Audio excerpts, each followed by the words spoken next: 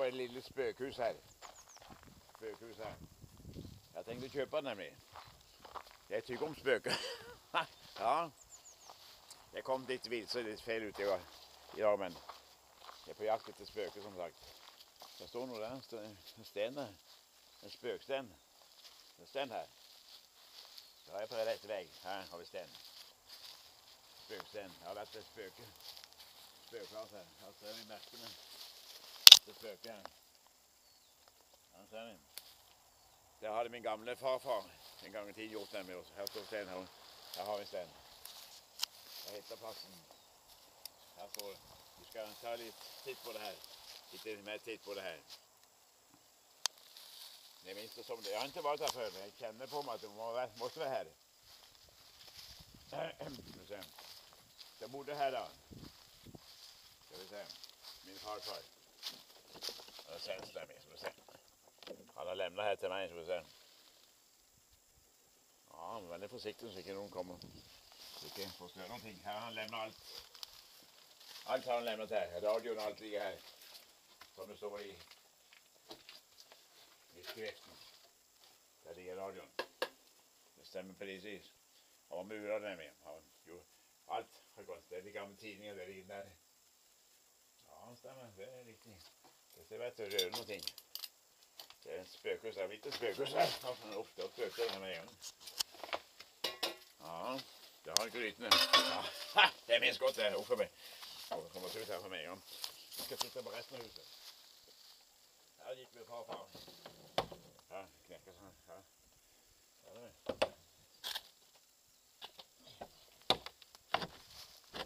Den har glemt å på det. Den skal stå sånn den.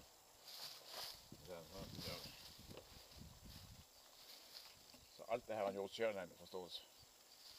Det var den gang. Han var snekker. Timmermann. Det er jo det. Vi skal se her nede. Det er her nede gjemt gullet, tenker jeg. Jeg er på gulljakt, som sagt. Ja, men ja, det er noe som er. Der ligger huset, som sagt, men jeg skal se på det her. Vi tar en titt bak her.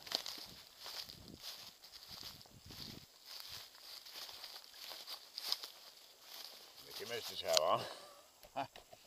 Se. Åh. Oi. Ja, hva er dette her? Ja.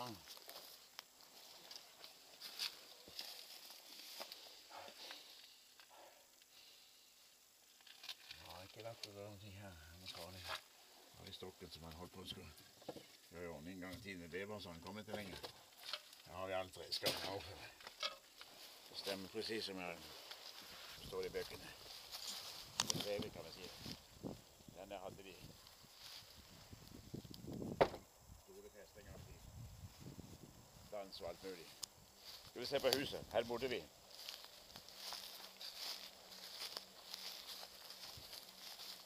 Ja. Her har vi verandaen. Jeg satt med en farfar en gang i tiden. Ute her. Her og røykte piper og snusa. Her var det trærne her. Så epletre og alt mulig opp med det. Så det er jo skumt det. Faen altså. Så kom jeg hit, at du kom hit. Ha? Det er sent. Takk, Gud. Fotograf 4 minutter. Jeg bare ser det. Det må vi se på. Fy faen, det er bare ennå. Ja, det var katastrofe, jeg vet det. Det var hungersnød. Hungersnød en gang det var der. Så bare lemne og åke herfra. Så ingen mat å få, ingen folk gikk. Og så går man maler husene mine. I hvert fall det ble sånn. I hvert fall det ble sånn. Jeg bare lemner alt her. Alt er bare lemner. Her ser ni. Uff. Denne kjelleren her skal vekke på. Kommer gå igjen. Farlig.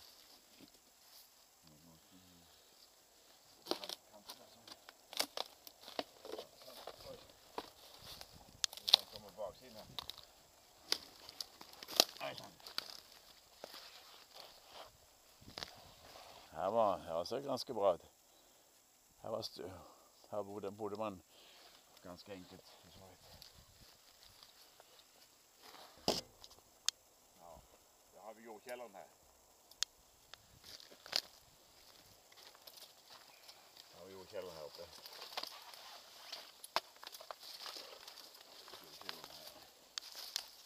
Vi skal ikke gå inn her, for det kan vi ikke gjøre. Jordkjelleren kan vi ta en titt på. Den er ganske fin, den er ganske intakt ennå, så vidt jeg vet. Ja, det er ikke så lett å være innestengt her. Det er ikke bare jordkjeller, her er det ganske hett, her er det gått hett for seg. Her er det. Her har han drukket mye. Å, fy faen, her. Her er det. Den er faen full av vin, jo. Ja. Saft er saft, ja. Saft. Saft, ja. Det er saft, ja. Han drukker bare saft, ja. Det var godt, den er ikke for mye brennende. Det er bare saftflaske, ja. Ja. Ingen potatis her, nei. Det var potatis her. Nei. Så ser vi potatisbingen. Det var potatis her. Ja, fint. Her kan vi ha sånn tilfluktsrom. Ja, jeg kunne bo her. Jeg kunne bo her. Ja, jeg flyttet inn hit i morgen. Thank you very much.